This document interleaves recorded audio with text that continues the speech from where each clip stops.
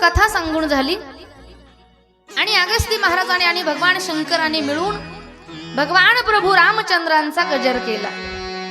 प्रभु रामचंद्र भगवान की पार्वती पते हर हर हर महादेव पशुपतिनाथ भगवान की जय। आणि या गजराचा आवाज ऐकून मग सती माता खडबडून जागी झाली। म्हणून मधून मधून हे गजर केल्या जातात। पहा एवढे गजर का केल्या जातात? जर आपल्या मंडपामध्ये एखादी सती जर डुकल्या घेत असेल हा तर आपल्या गजराच्या आवाजाने तिची डुकली जावी, तिची झोप जावी म्हणून गजर आहे। गजराचा आवाज ऐकल्यानंतर सती जागी झाली आणि आता भगवान शंकर आणि सती माता पुन्हा कैलास पर्वताच्या दिशेनं निघाले। आणि निघाले असताना त्रेतायुगातली ही घटना आहे।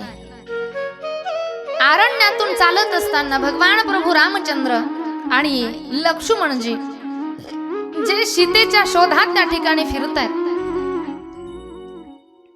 आणि हे पाहिलं भगवान शंकराने, मनातून आनंद झाला की अरे ज्याची मी कथा श्रवण करून आलोय ते माझं इष्टदेव, ते माझं दैवत भगवान प्रभू रामचंद्रांनी मला दर्शन दिलंय। अलगत शिवजींच्या मुखातून गजर निघाला, प्रभु रामचंद्र भगवान की जय। आणि हाही गजर सतीने ऐकला। सतीने विचारलं, स्वामी तुम्ही असा अरण्यामध्ये जंगलामध्ये असा गजर का केलात? त्यावेळेला भगवान शंकराने सांगितलं, सती अगं ज्याची कथा आपण ऐकून आलोय ना ते भगवान परमात्मा भगवान प्रभू रामचंद्र आपल्या समोर येऊन आपल्याला दर्शन देत आहेत। सतीने जेव्हा पाहिलं की संन्यासी वेशामध्ये असणारे, त्या ठिकाणी वनवासी वेशामध्ये असणारे, वल्कल धारण केलेलं ते स्वरूप सतीनं पाहिलं आणि इथे सुद्धा सतीला संशय आला। काय आला? संशय आला। कारण कथा ऐकली नव्हती ना। कथा न ऐकल्यामुळे भगवंतावरची सुद्धा श्रद्धा कमी झाली। भगवान परमात्म्यावरची श्रद्धा विश्वास वाढण्यासाठी भगवंताच्या कथा ऐकणं फार गरजेचा विषय आहे। कथा न ऐकल्यामुळे भगवंतावरही संशय आला आणि संशय जीवनामध्ये फार घात करतो। पहा संशय खूप घातक असतो। मग तो संशय परमार्थामध्ये सुद्धा घातक आहे आणि संशय प्रपंचामध्ये सुद्धा घातक आहे। परमार्थामध्ये सुद्धा संशय नको, हे असंच असेल का हा संशय मनामध्ये हा। आणि प्रपंचामध्ये सुद्धा संशय घातक आहे। बघा एखाद्या वेळेला जर प्रपंचात संशय घुसला ना तर तो प्रपंच टिकत नाही। पहा ते प्रकरण लगेच कोर्टात जातं।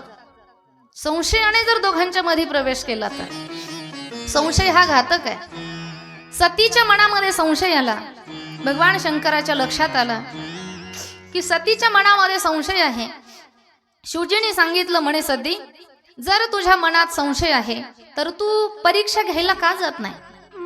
तुळशीदासजी सांगतायत की जो तुमरे मन अति संदेहू तो किन्न जाई परीक्षा लेहू।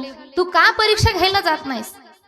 सतीनं ठरवलं राम प्रभूची परीक्षा घ्यायला जायचं, पण आता खऱ्या रूपामध्ये जावं तर ते लगेच मला ओळखतील सती आहे म्हणून। म्हणून सतीनं थोडंसं कपट केलं आणि सतीनं सीतेचं रूप धारण केलं। सीतेचं रूप धारण करून सती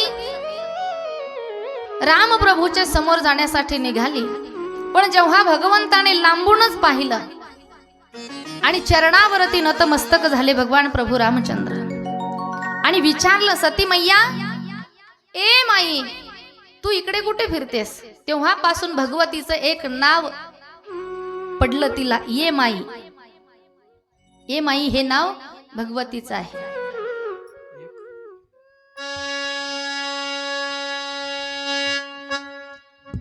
माहुर माझं गाव, माहुर माझं गाव, आले शकून सांगा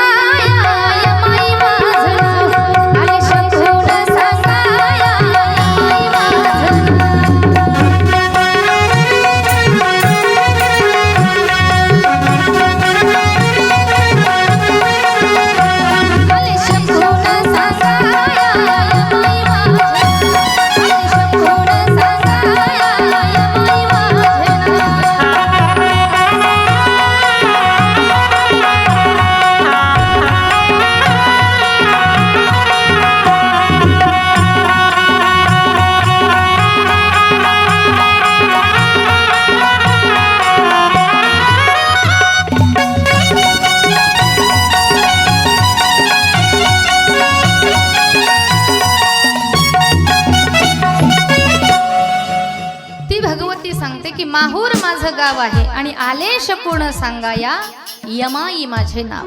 भगवान प्रभू रामचंद्राने आवाज दिला, ए माई, अगं तू एकटी इकडे का फिरतेस? माझे पिता भगवान भोलेनाथ भगवान शंकर कुठे आहेत? तेव्हा सती घाबरली, कारण भगवान परमात्म्याच्या नजरेत कुठलीही गोष्ट लपत नाही, कुठलीही गोष्ट भगवंताच्या नजरेत कधी लपत नसते। तारों के तेजों में चांद छुपे नहीं, सूरज छुपे नहीं, बादल छायो, भीड़ पड़े राजपूत छुपे नहीं, दाता छुपे नहीं, मांगन आयो।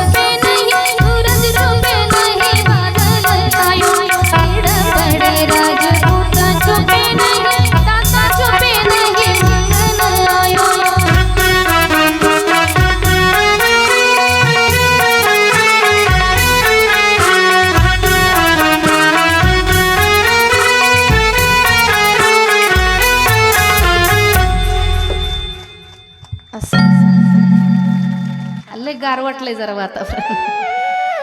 त्यांनी जरी टाळी चालू केली ना, कळालं ना त्यांना, तुम्हाला नाही कळालं हरकत नाही, पण त्यांनी टाळी चालू केली ना, तुम्हाला कळो अथवा न कळो, पण तुम्ही त्यांना सहकार्य केलं। सहकार्याची भावना अंतःकरणात असणं फार गरजेचं आहे। पहा, ही सहकार्याची भावना आता आठवलं म्हणून सांगतेस तुम्हाला। सहकार्याची भावना कुत्र्यामध्ये पाहायला मिळते आपल्याला। कुणामध्ये सांगेल मी तुम्हाला, पटेल। एखाद्या वेळेला आपल्या तीर्थापुरीच्या बस स्टँडला किंवा या बाहेरच्या चौकामध्ये, नाही का, शहागडला जाणाऱ्या त्या चौकामध्ये एक कुत्र, आणि त्याने जर नवीन माणूस पाहिला, तीर्थापुरीमध्ये कधीच न आलेला नवीन माणूस जर कुत्र्याने पाहिला, तर चौकातलं कुत्र त्याला भुकायला लागतं, भुकतं ते कुत्र। बरं, चौकातलं कुत्र भुकलं, बस स्टँडवर काही कुत्रे बसलेले असतात, त्यांनी पाहिलेला नसतो नवीन माणूस, पण त्या कुत्र्याचा आवाज कानावर पडल्याबरोबर हे इकडंच भुकायला लागतं। भुकतं का नाही? त्याने विचार केलेला असतो, आपल्याला तर काय झालंय माहित नाही, पण आपली जात भाई भुकतीये ना, आपण सुद्धा त्याला सहकार्य केलंच।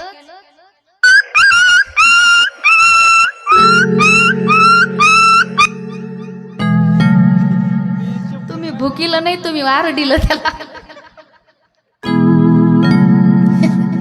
असं वाटलं त्याच्यात कम राऊंड टायर केलं।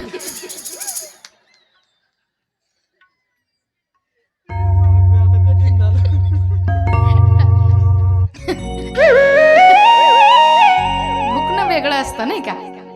चला, कुत्र्यांच्या मध्ये काय असते? सहकार्य करण्याची भावना असते। मग आपण हा गुण त्यांच्याकडून घेतला पाहिजे। सहकार्य करण्याची भावना आपण कोणाकडून शिकली पाहिजे? मान्य केलं पाहिजे आपण कुणाकडून?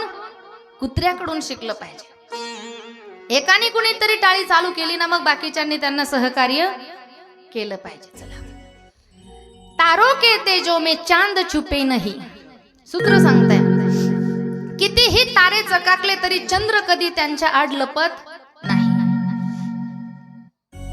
तारों के तेजों में चांद छुपे नहीं, सूरज छुपे नहीं, बादल छायो, किती ढग आले तरी सूर्य कधी लपत नाही।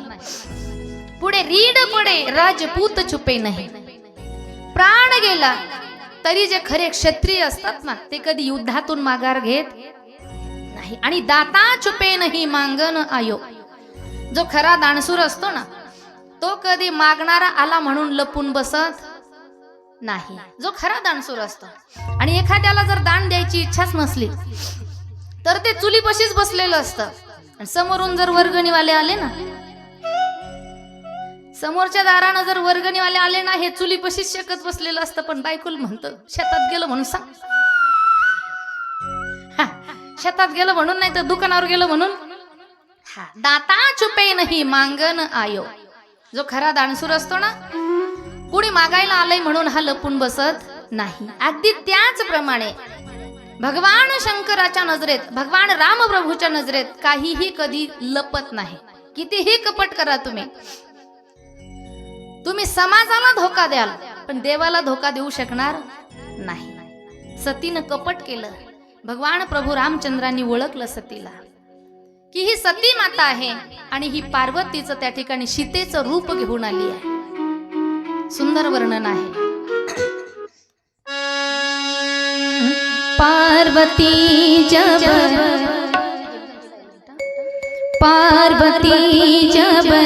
सीता बनकर जय श्री राम के सम्मुख आई. पार्वती जब सीता बनकर जय श्री राम के सम्मुख आई. राम ने उनको माता कहकर शिव शंकर की महिमा गाई. शिव